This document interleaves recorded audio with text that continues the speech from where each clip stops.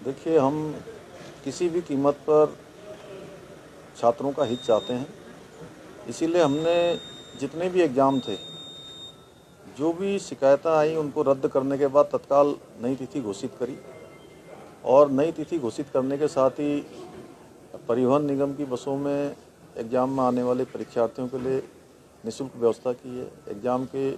शुल्क को नहीं लिया गया है और नकल अध्यादेश हमने कहा था हम लेकर आएंगे 10 तारीख तक। चूँकि कैबिनेट होनी थी और कैबिनेट थोड़ा आगे चली गई, हमारे पहले से कुछ कार्यक्रम लगे हुए थे सभी मंत्रियों के, तो कैबिनेट न होने के बाद भी हमने उसको विचलन से अनुमोदन करके महामहिम राज्यपाल महोदय को अग्रसारित कर दिया है और यह भी तय कर दिया कि जितनी भी परीक्षाएं होंगी अब वो सारी परीक्षाएं इस नकल अध्यादेश से आच्छादित होंगी। उसमें जो प्रावधान किए हैं 10 साल तक की जो कैद है, इसके अलावा सारी संपत्ति जब्त करने का है और परीक्षार्थी जो उसमें भाग लेने वाले होंगे अगर वो इसमें पकड़े जाते हैं तो उनको अगले 10 वर्षों तक किसी भी परीक्षा में भाग लेने का कोई अवसर नहीं होगा। इसको हमने सबसे सख्त कानून जो हो सकता था वो बनाने का प्रावधान किया है। इसलिए हम छात्रों से भी कहना चाहते हैं कि हमारे छात्र छात्राएं, बेटे बेटियां सभी को मैं विश्वास दिलाता हूं कि वो किसी भी ऐसे उस पर न जाएं कि अन्यथा उनको जो है जो परीक्षाएं होने वाली हैं उनकी तैयारियां करें, उन तैयारियों में लग जाएं और सभी परीक्षाएं पारदर्शी होंगी, निष्पक्ष होंगी।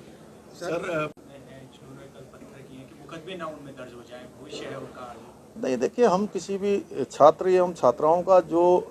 अपनी तैयारी कर रहे हैं हम उनके भविष्य का पहले से भी ध्यान रख रहे हैं और आगे भी ध्यान रखेंगे कि उन छात्रों और छात्राओं के साथ किसी प्रकार का भी कोई गलत सरकार नहीं करना चाहती। सरकार तो उनके हित के लिए ही काम करेगी। तो सर के लोग तो नजर नहीं आए, लेकिन कांग्रेस ने